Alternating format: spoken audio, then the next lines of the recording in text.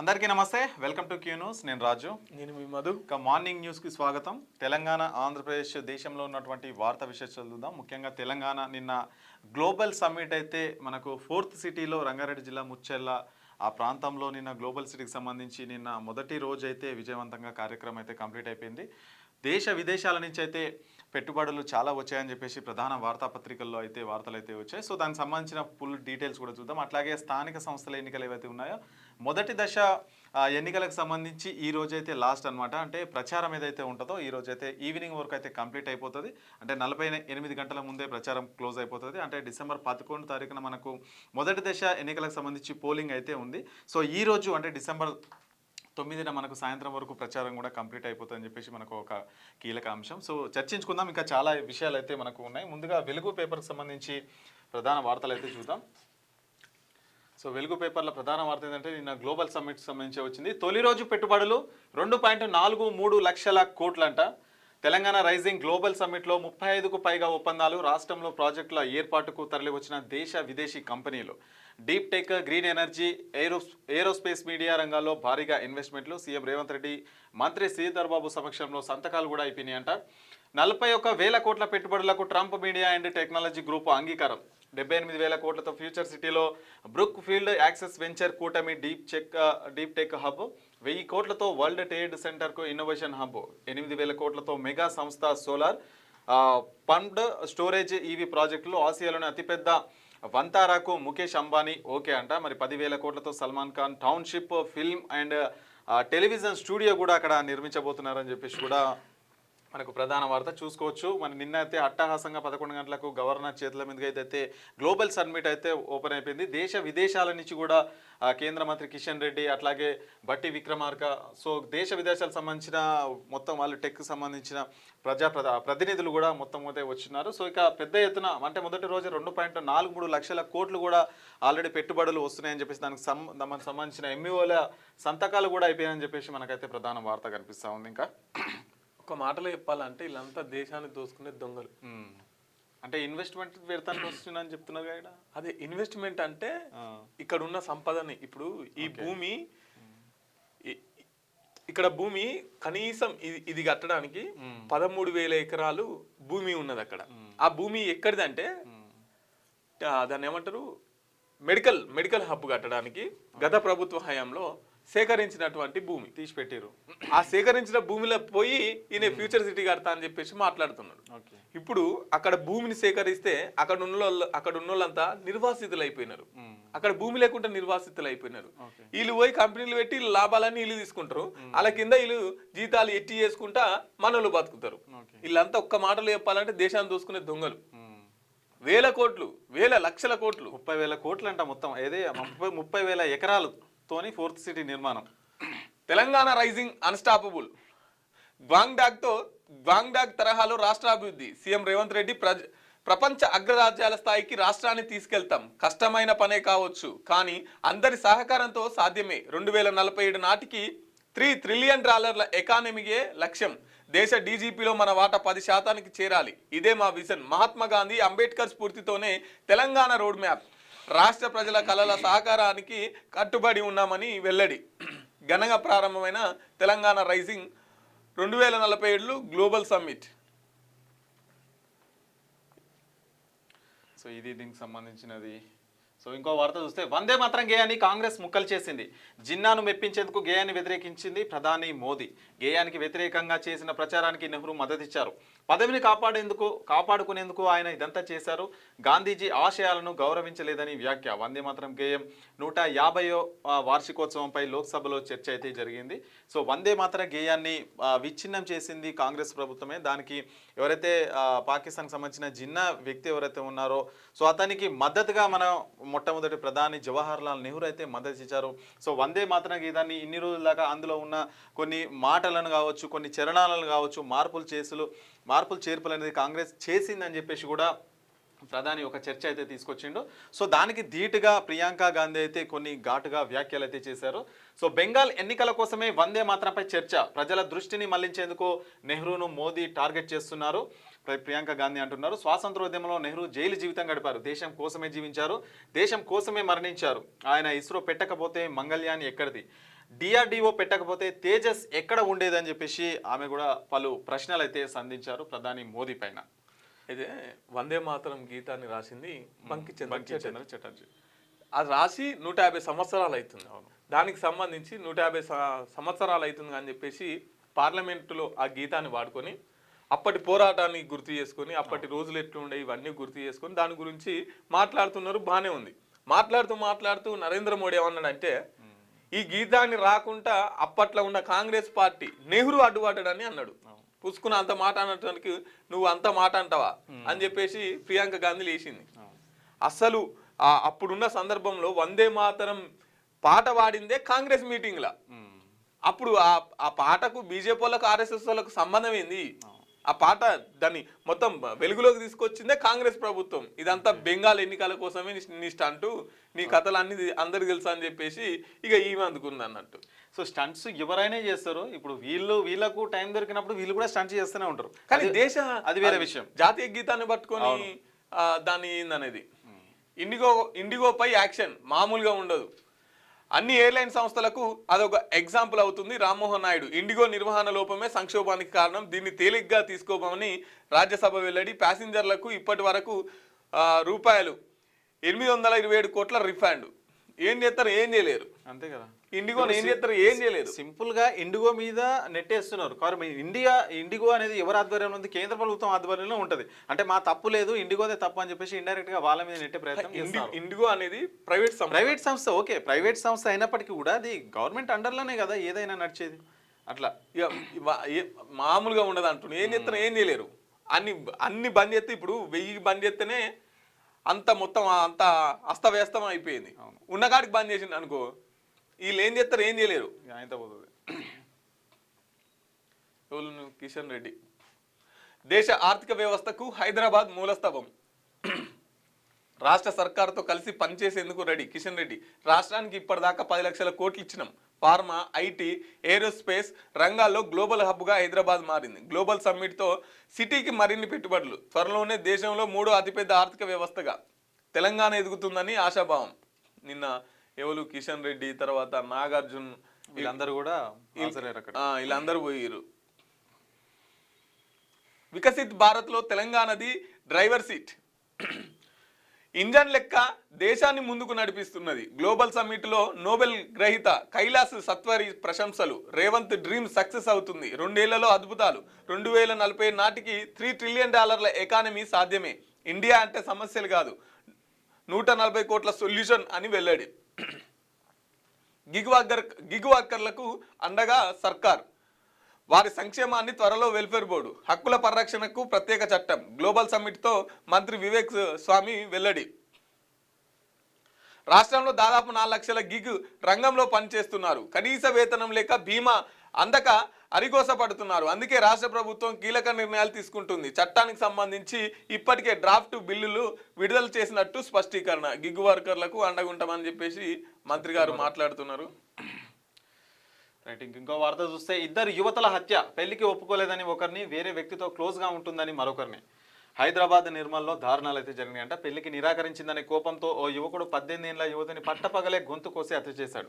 ఈ ఘటన హైదరాబాద్ వారసిగూడలో జరిగింది. ఇక నిర్మల్ జిల్లా బైన్సా టౌన్లో ఓ యువతి వేరొకరితో సన్నిహితంగా ఉంటుందన్న కోపంతో యువకుడు విచక్షణారహితంగా దాడి చేసి చంపేశాడు. ఏపీలోని శ్రీకాకుళం జిల్లాకు చెందిన కాంతారావు లక్ష్మి దంపతులు వారసిగూడలో బాపూజీ నగర్ హనుమాన్ గుడి పక్కన బిల్డింగ్లో అయితే అద్దెకుంటున్నారు. సో ఈ ఘటన అయితే అక్కడ జరిగింది. మరి నిజంగా ఇట్లా ఎందుకు విచక్షణ కోల్పోయి ప్రవర్తిస్తున్నది అర్థం కదా. అంటే చంపడం అంటే చాలా ఈజీ అయిపోయింది ప్రతి ఒక్కరికి. సో ఏదన్నా ఇంటర్ అవుతుందంట, 18 ఏళ్ళ వయస్సే ఉందంట. అయితే అలా బావ మొత్తం తాగుతాడట, ఇష్టం ఉన్నాడు తిరుగుతాడట, పని చేయడంట, టైల్స్ పని చేస్తాడంట. ఈమెను పెళ్లి చేసుకొని బాగా ఇబ్బంది పెడుతుండట. ఈమె రాంగ్ నేను చదువుకుంటా అంటే, ఇప్పుడు సినిమాలలో చూస్తున్నాం మనం, నాకు దక్కంది వేరే ఎవరికి దక్కకూడదు చెప్పేసి ఇంత క్రూరంగా పాపం ఆమె తల్లి ముందే కత్తి తీసుకొని పోయి మెడ మీద నరికేసినటువంటి పరిస్థితి. ఎంత దుర్మార్గంగా తయారయ్యే చూడు. ఏం ప్రేమలు రా బాబు, ఏం ప్రేమలు ఇవి అని. ఇప్పుడు వాళ్ళ మీద ఎట్లాంటి యాక్షన్ తీసుకుంటారు అనేది మన పోలీసు. ఎంత యాక్షన్ తీసుకుంటే ఏం లాభం? పోయిన ప్రాణం అయితే రాదు కదా, తిరిగి రాలేదు. అయితే ఇప్పుడు మనం జనరల్ గా మాట్లాడుకుంటాం, ఏమంటాం అంటే నేరస్తుని కాదు నిర్మూలించేది, నేరాన్ని నిర్మూలించాలంటాం. నేరస్తుని నిర్మూలిస్తే ఏమంటుంది, నేరం ఇంకోటి తయారైతేనే ఉంటుంది. వస్తుంది. నేరాన్ని నిర్మించాలి. నేరాన్ని నిర్మించాలి, దాని పునాదులను పెకిలించాలి. అది ఎందుకు వానికి ఆలోచన వస్తుంది, ఆలోచన రావడానికి గల కారణాలు ఏంటి, ఆ భావజాలం ఎక్కడి నుంచి వానికి వస్తుంది అనేది అక్కడ దెబ్బ కొట్టాలి. సో ఇక 17న హైదరాబాద్కు రాష్ట్రపతి ముర్ము వస్తుండ్రంట.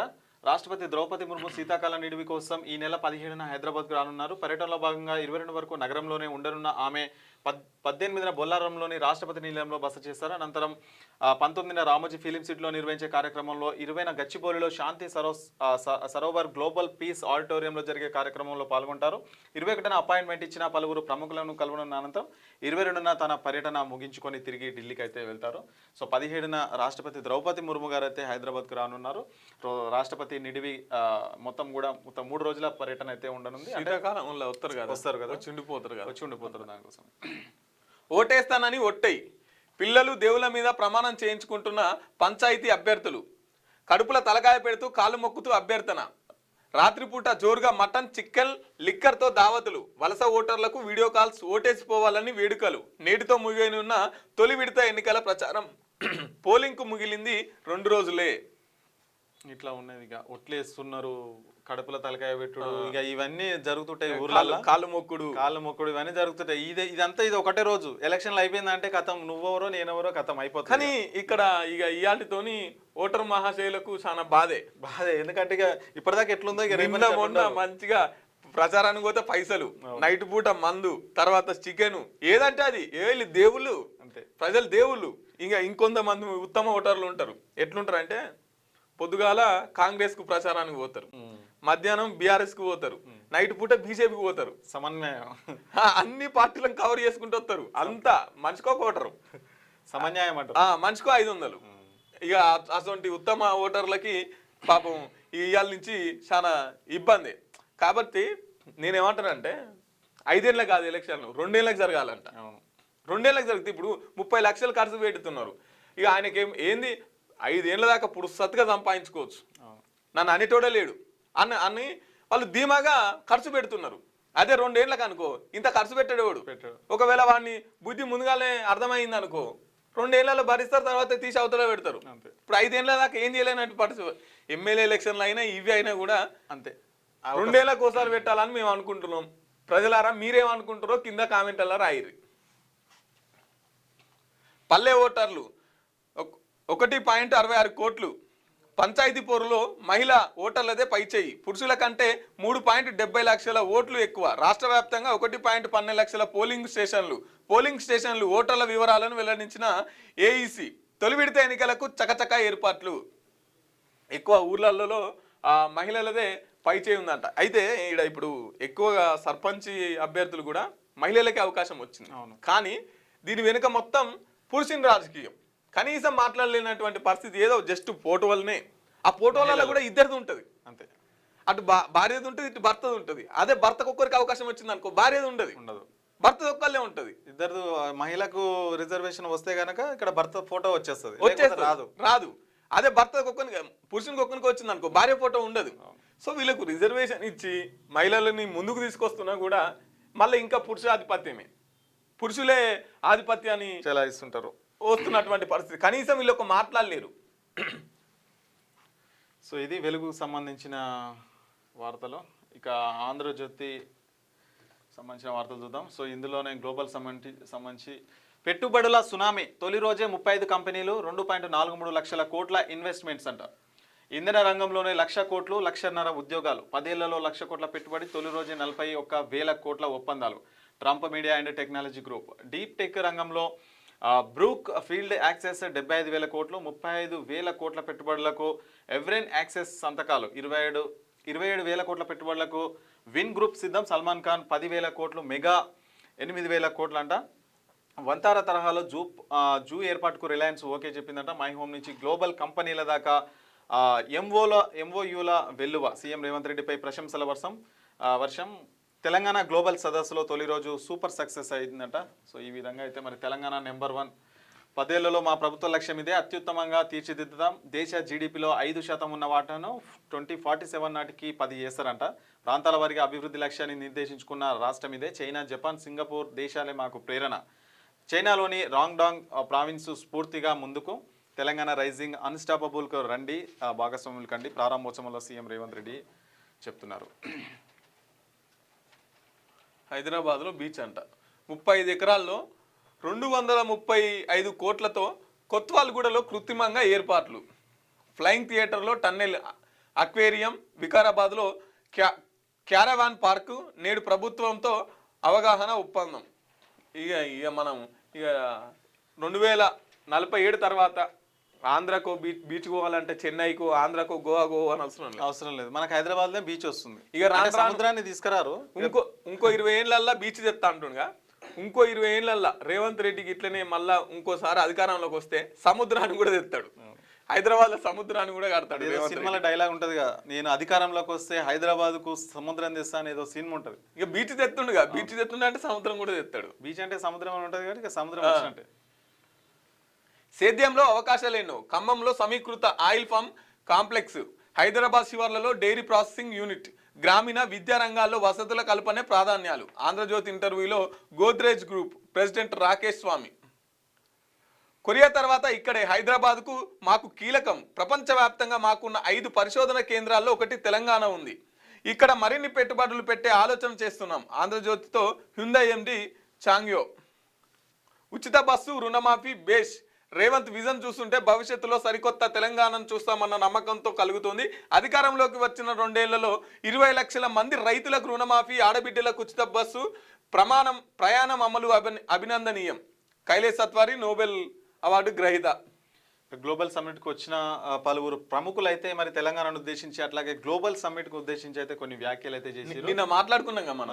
1,00,000 కోట్ల పెట్టుబడులు పెడతాం, పెట్టుబడులకు తెలంగాణ అనుకూలమైన ప్రాంతం, అన్ని రకాల సహకారం అందిస్తామని రేవంత్ రెడ్డి భరోసా ఇచ్చారు. నాకు ఇచ్చిన గౌరవం, ఆతిథ్యం మరవలేనిది. ఫ్యూచర్ సిటీలో వచ్చే 10 ఏళ్లలో 1,00,000 కోట్లు పెట్టుబడి పెడతామని ఎరిక్ స్వీడర్, డైరెక్టర్ ట్రంప్ మీడియాకు సంబంధించి వాళ్ళైతే ఒక వ్యాఖ్యలు చేశారు. రేవంత్ పాలనలో విశ్వాసం. రేవంత్ పారదర్శక పాలన, వేగవంతమైన నిర్ణయాలు, దీర్ఘకాలిక ప్రణాళికలతో పాటు పెట్టుబడిదారుల్లో విశ్వాసం పెరుగుతుంది. ఆవిష్కరణలకు, సుస్థిరతకు, నైపుణ్యాభివృద్ధికి పోటీతత్వం కలగలిసిన వాతావరణాన్ని తెలంగాణ ప్రభుత్వం కల్పిస్తుందని చెప్పేసి కరణ్ అదానీ ఎండి, అదానీ పోర్ట్స్ అండ్ సీస్ సంబంధించిన వ్యక్తులు అయితే వాళ్ళు నిన్న మనం అనుకున్నాం స్వరడబ్బా పరస్పర డబ్బా.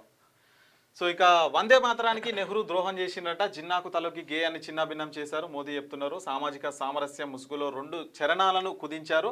ఇప్పటికే అదే బుజ్జగింపు రాజకీయం. కాంగ్రెస్ పై ప్రధాని ధ్వజం. సో తిప్పికొట్టిన ప్రియాంక. బెంగాల్ ఎన్నికల కోసమే ఈ అంశంపై చర్చ. స్వతంత్రం కోసం నెహ్రూ 12 ఏళ్లు జైల్లో ఉన్నారు. మోదీ ఆత్మవిశ్వాసం తగ్గుతోందన్న కాంగ్రెస్ నేత. కాంగ్రెస్లో పశ్చాత్తాపమే లేదని బీజేపీ ఆగ్రహం. లోక్సభలో 11 గంటలకు పైగా చర్చ అయితే జరిగిందంట. సో ఇక పెళ్లికి నో చెప్పిందని మరదలని కత్తితో గొంతు కోసి చంపిన బావ, తల్లి కళ్ళెదుటితే దారుణం. హైదరాబాద్లో వారసుని గొల్ల ఘటన. సో ఇందాకది. సో సహజీవనంలో అనుమానం, నిర్మల్లో మహిళ దారుణ హత్య. సో ఇందాకటి చంపుకుంటారు.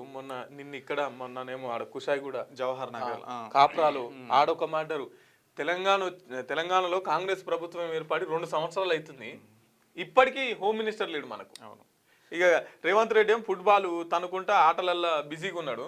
ఇక లాండ్ ఆర్డర్ ఏమో గిట్లున్నది.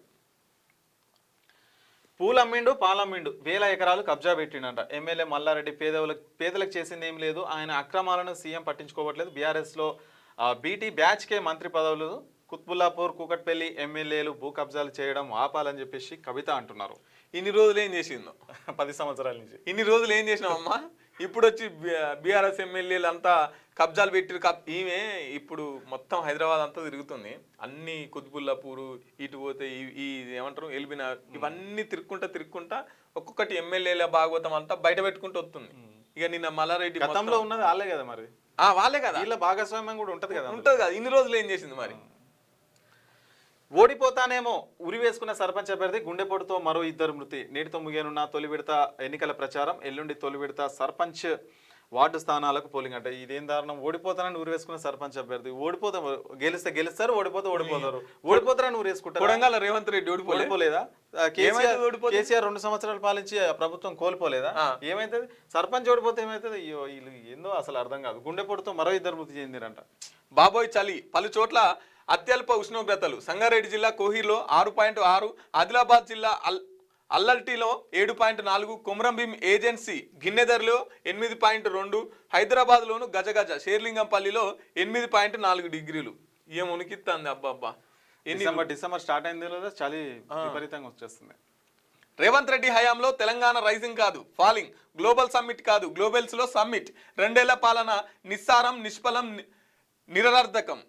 రేవంత్ రెడ్డిది వ్యవస్థీకృత అవినీతి, విందు వినోదాలకు అడ్డగా ప్రజాభవన్, రాష్ట్రంలో ఆంధ్ర పెత్తనం హరీష్ రావు. అరే ఇంత ముందుకు వెలుగు పేపర్ కనీసం ఇట్లా ఫోటో కూడా వేయకపాయా. అంతే అయిపోయింది అక్కడ. 7వ రోజు అంతే కొనసాగిన ఇండిగోల. సోమవారం 562 విమానాలు రద్దు, 6 మెట్రో ఎయిర్పోర్టులపై ఇండిగో తీవ్ర ప్రభావం, సమస్య తీవ్రం. సిజేఐ 10వ తేదీకి దారిలోకి ఇండిగో కేంద్రం జవాబు చెప్పాలి. లోక్సభలో విపక్షాలు కఠిన చర్యలు తప్పవు, 2 రోజుల పరిస్థితి మార్చం. రాజ్యసభలో రామ్మోహన్ విమర్శలు పట్టించుకోవద్దని మోదీ. కేంద్ర మంత్రికి ప్రధాని ధన్ను. ఇంకా కూడా సుక్కలు చూపిస్తున్నాడు ఇండిగో విమానం. 300 వార్డులకు జిహెచ్ఎంసి వార్డుల పునర్నిర్ధారణకు సర్కార్ ఆమోదం, ఉత్తర్వులు జారీ. అభ్యంతరాలు స్వీకరించనున్న కమిషనర్. నేడో రేపో notification. Telangana core urban region టీ క్యూర్ వరకు విస్తరించి జిహెచ్ఎంసి 300 వార్డులుగా పునర్నిర్ధారించారు. 2000 చదరపు కిలోమీటర్లకు పైగా విస్తీర్ణం ఉన్న ప్రాంతాలకు సంబంధించి వార్డుల డివిజన్ హద్దులను పునర్నిర్ధారిస్తూ కార్పొరేటర్లకు సంఖ్య తేలుస్తూ ప్రభుత్వం నిర్ణయం తీసుకుంది. ఈ మేరకు సోమవారం మెట్రోపాలిటన్ ఏరియా అర్బన్ డెవలప్మెంట్లో ఇంకా కొంతమంది కార్పొరేటర్లు విరిగే అవకాశం కూడా ఉన్నదన్నట్టు. అంటే జిహెచ్ఎంసీలో ఇప్పటి వరకు 150 వార్డులు మాత్రమే ఉండేది అనమాట. ఇప్పుడు ప్రస్తుతం ఉన్న జిహెచ్ఎంసీలో ఇప్పుడు ఏం చేసారు, ఔటర్ రింగ్ రోడ్ వెలుపల ఉన్న మున్సిపాలిటీస్, మున్సిపల్ కార్పొరేషన్లు మొత్తం కలిసి ఒకే గొడుగు కిందకి తీసుకొచ్చి మొత్తం కూడా దాన్ని జిహెచ్ఎంసీ చేసేసి దాన్ని మొత్తం 300 వార్డులుగా చేయాలని చెప్పేసి ప్రభుత్వం అయితే నిర్ణయం తీసుకుంటే ఇక రేపో మాపో దానికి సంబంధించిన పని కూడా ఖతమైపోతుంది. ఇక దిశకు సంబంధించిన వార్తలు చూద్దాం. నెలకు 8,600 ఇన్స్టాలేషన్ హార్డ్వేర్ పరికరాలు, అదనంగా 34,000. మనీ బ్యాక్ గ్యారెంటీతో 30 డేస్ ట్రయల్ ప్యాక్ ఆఫర్. వినియోగదారులకు అపరిమిత డేటా. రానున్న రోజుల్లో కమర్షియల్ ప్లాన్ ప్రకటించే ఛాన్స్. అమ్రపాలికి చుక్కెదురు. విచారణ అనంతరం స్టే ఇచ్చిన న్యాయస్థానం కౌంటర్ దాఖలు చేయాలని ఐఏఎస్కు నోటీసులు. తదుపరి విచారణ 6 వారాలకు. ఆమెను తెలంగాణ కేటాయిస్తూ క్యాట్ ఇచ్చిన ఉత్తర్వులపై హైకోర్టులో డిఓ పిట్పిల్. ఈమెనేమో తెలంగాణలో ఉండాలని, క్యాట్ ఏం చెప్పిందంటే ఆంధ్రకు పోవాలని. కానీ వీళ్ళు పోయినటువంటి పరిస్థితి పోయిందిగా మన. సో ఇక గ్లోబల్ సంబంధించింది 2.43 లక్షల కోట్లు గ్లోబల్ సమ్మిట్లో మొదటి రోజే భారీగా పెట్టుబడులు అని చెప్పేసి మనకు అదే వార్త కనిపిస్తూ ఉంది. ఇక 827 కోట్ల రిఫండ్ ఇస్తారంట ప్రయాణికుల ఖాతాలో జమ చేసిన ఇండిగో ఎయిర్లైన్స్. నిన్న మరో 500 విమానాలు రద్దు, 1800 ఫ్లైట్లు విజయవంతంగా నడిపిన. త్వరలో 100% కనెక్టివిటీని పునరుద్ధరిస్తామని చెప్పేసి సంస్థ చెప్తుంది. ఇండిగో సంక్షోభానికి అంతర్గత సమస్యలే కారణం రాజ్యసభ కేంద్ర విమానయాన మంత్రి రామ్మోహన్ నాయుడు అయితే చెప్తా ఉన్నారు. ఇద్దరి దారుణ హత్య. జిహెచ్ఎంసీ పరిధిలో 2 వేరువేరు మర్డర్లు. పెళ్లికి నిరాకరించిందని మరదలు హత్య చేసిన బావ కత్తితో దాడి చేయడంతో అక్కడికక్కడే మృతి. పరారీలో నిందితుడు. నడి రోడ్డుపై రియల్ వ్యాపారి దారుణ హత్య. దారుణంగా నరికి చంపిన దుండగులు. వెంకటరత్నం పవిత్ర. సో ఇక మావోయిస్ట్ అగ్రనేత సరెండర్. లొంగిపోయిన కేంద్ర కమిటీ సభ్యుడు రామ్దేర్ మజ్జీ. ఆయన వెంట మరో 11 మంది మావోయిస్టులు సైతం. 3 AK-47లు, 3 ఇన్సాస్ రైఫిల్ సహా ఆయుధాలు అప్పగింత. రామ్దేర్ పై 1.05 కోట్ల రివార్డు. ఛత్తీస్గఢ్ సీఎం విష్ణుదేవ్ సాయి. రాష్ట్రం నుంచి మావోయిస్టు కేంద్ర కమిటీలో ఎవరు లేరు అని చెప్పేసి హోంమంత్రి అయితే చెప్తారు. మధ్యప్రదేశ్లో మరొక 10 మంది లొంగుబాటు అయితే జరుగుతూ ఉంది. మరి మావోయిస్టులు పెద్ద ఎత్తున అడవులను వదిలి జనజీవన స్రవంతిలో అయితే కలుస్తున్నారు. ఈ మధ్య మనకు అగ్రనేత హిడ్మా చనిపోవడంతో మావోయిస్టులో కొద్దిగా ఒక కదలికలు అయితే కనిపిస్తూ ఉన్నాయి. వీళ్ళు ఓ దిక్కు లొంగిపోతూనే ఉన్నారు, ఓ దిక్కు ఎన్కౌంటర్ అవుతున్నారు, మళ్ళీ ఇంకో దిక్కు ప్రతిదాడి చేస్తున్నారు. మొన్న హిడ్మాకు సంబంధించి పట్టించిన కార్పొరేటర్ని హత్య చేసిరు. మళ్ళీ వీళ్ళు కూడా మేమున్నాం అని చెప్పేసి ఉనికిని చాటుకునే ప్రయత్నాలు కూడా చేస్తున్నారు. వందే మాతర గేయాన్ని ముక్కలు చేసిన కాంగ్రెస్. ముస్లిం లీగ్ ఒత్తిడి మేరకే చర్య. గేయాన్ని జిన్నా వ్యతిరేకిస్తే దానికి నెహ్రూ వంత పాడారు. లోక్సభలో ప్రధాని మోదీ. బెంగాల్ ఎన్నికల కోసమే వందే మాతరంపై చర్చ. రవీంద్రనాథ్ ఠాగూర్ సైతం గేయంలోని మిగతా భాగాలు తొలగించమని అన్నారు. ప్రధాని మోదీకి ప్రియాంక గాంధీ కౌంటర్. ఇక్కడ ఏముంది, అనుమతి లేకుండా నా ఫోటోస్ వీడియోస్ వాడొద్దు, ఈ మేరకు ఆదేశాలు ఇవ్వండి. ఢిల్లీ హైకోర్టును ఆశ్రయించిన junior NTR e commerce social media సంస్థలకు న్యాయస్థానం నోటీసులు. 22వ తేదీకి విచారణ అయితే వాయిదా వేస్తారంట. సో ఈ మధ్య ఈ వచ్చినప్పటి నుంచి ఈ సినిమాకి సంబంధించిన వాళ్ళే పెట్టి ప్రమోషన్లు, సో బెట్టింగ్ యాప్స్ ఇవన్నీ రాజకీయ నాయకులను కూడా రాజకీయ నాయకులు ప్రతి ఒక్కరిని ఇన్వాల్వ్ అయితే చేస్తూ ఉన్నారు. మరి అది ఏది రియలో ఏది వాస్తవం కూడా అర్థం కాని పరిస్థితి అయితే అక్కడ ఉంది. ఇక జిహెచ్ఎంసీలో వార్డుల పెంపట 150 నుంచి 300 పెంచుతూ ప్రభుత్వం జీవో వచ్చింది. 27 యుఎల్పీల వినీలంలో పెరిగిన విస్తీర్ణం అంట. ఇక 150 మంది కార్పొరేటర్లు అయితే పెరుగుతారు. ఇంకా 27 సాధారణ సెలవులు, 26 ఐచ్ఛిక సెలవులు, 2025 ఏడాదికి సంబంధించిన హాలిడేస్ లిస్టు ప్రకటించిన ప్రభుత్వం ఉత్తర్వులు అయితే జారీ వచ్చిందంట. సో ఇది దిశకు సంబంధించింది. సో ఈనాడులో వచ్చిన ప్రధాన వార్తలు చూద్దాం. ఇక ఈనాడులో కూడా ప్రధాన వార్త, తెలంగాణ రైజింగ్ అన్స్టాపబుల్, ప్రపంచ దేశాలతో పోటీ పడేందుకు సిద్ధమయ్యాం. 2047 నాటికి దేశ జీడిపిలో 10% వాటా అందిస్తాం. $3 ట్రిలియన్ ఆర్థిక వ్యవస్థ మా బృహత్తర లక్ష్యం. గ్లోబల్ సమ్మిట్ ప్రారంభం ప్లీనరీలో సీఎం రేవంత్ రెడ్డి అయితే చెప్తా ఉన్నారు. ఇక తొలి రోజే పెట్టుబడుల ధమాకా, 10 ఏళ్లలో 1,00,000 కోట్ల పెట్టుబడులు ప్రకటించిన ట్రంప్ మీడియా. ఇక ముస్లిం లీగ్కు మోకరిల్లిన కాంగ్రెస్, వందే మాత్రం పైన ముస్లింలకు బుజ్జగింపులు, సామరస్యత పేరుతో దానిని ముక్కలు చేసింది. మహాత్మా గాంధీ ఆకాంక్షను తోసి రాజంది, నెహ్రూది ద్రోహం, లోక్సభలో విరుచుకుపడిన మోదీ, ఆరోపణలను ప్రత్యేక చర్చ పెట్టండి అని చెప్పేసి ప్రియాంక గాంధీ అయితే అంటున్నారు. పంచాయతీ ఎన్నికల్లో ఓటేయాలన్నా కిలోమీటర్ల కొద్దీ నడవాల్సింది. పంచాయతీ ఎన్నికల్లో ఓటు హక్కు వినియోగించుకోవాలన్నా 10 కిలోమీటర్లు నడవాల్సిన పరిస్థితి. నాగర్ కర్నూలు జిల్లా అమ్రాబాద్, పరద, లింగాల మండలాల పరిధిలో నల్లమల్ల అటవీ ప్రాంతంలో వివిధ పంచాయతీల పరిధి సుమారు 20 వరకు చెంచు పెంటలున్నాయి. వాటిలో కొన్నింటిని రహదారి రవాణా సౌకర్యం లేదు. పంచాయతీ ఎన్నికలకు పంచాయతీ కేంద్రాల్లోనే నిర్వహిస్తున్నారు. వాళ్ళు పెడతారుగా, బండ్లు పెడతారుగా, ఓట్లు వేయించుకుంటారు. అంటే ఇది ఫారెస్ట్ కదా, అక్కడ నడవడానికి కూడా ఉండదు. ఇంకా ఈ మొత్తం నడిచే పోవాల్సి వస్తుంది, నడవడానికి కూడా ఇబ్బంది మొత్తము. సో అట్లాంటి ప్రాంతాల్లో వారిగా ఎట్లా చేస్తారు అనేది. దారంతా మాలదారులే, భద్రాచలం శ్రీ సీతారామ చంద్రస్వామి వారి ఆలయం సోమవారం భక్తులతో కిటకిటలాడింది. మార్గశిర పునర్ సర్వీసును పురస్కరించుకొని రామ దీక్ష పరులు పెద్ద ఎత్తున అయితే తరలి వచ్చిరంట. సో ఇక అయినోళ్లే ప్రత్యర్థులు, పలు చోట్ల బరిలో కుటుంబ సభ్యులంట. అక్క, వదిన, బాబాయ్, పెదనాన్న ఎవరు కాదు. అంటే సర్పంచ్కి సంబంధించిన ఎన్నికలు ఒక కార్టూన్ లాగా మనకైతే వచ్చింది. అంటే బ్యాలెట్ పేపర్లో చూస్తే అందరూ మనోళ్ళే ఉంటారు అనమాట. అక్క, బావ, బాబాయ్, పిన్ని వీళ్ళే ఉంటారు. ఓటే వాళ్ళకి వేయాలని అర్థం కాని పరిస్థితుల్లో ఒక సందిగ్ధంలో ఓటర్లు ఉన్నారని చెప్పేసి కూడా అదొక, అందుకే ఎవరు కాదు కూడా నోటా కూడా పెట్టిరు. ఈసారి ప్రత్యేకంగా తీసుకొచ్చారు. సో ఎవరికి నచ్చకపోతే కనుక నోటాను ఎంచుకునే ఆప్షన్ అయితే కల్పించారు.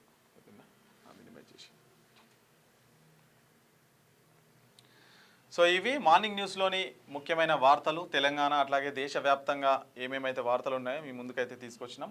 ఇక మరొక ఎపిసోడ్తో మళ్ళీ రేపు అయితే కలుసుకుందాం. అంతవరకు చూస్తూనే ఉన్నాను క్యూ న్యూస్. నేను రాజు. Thank you.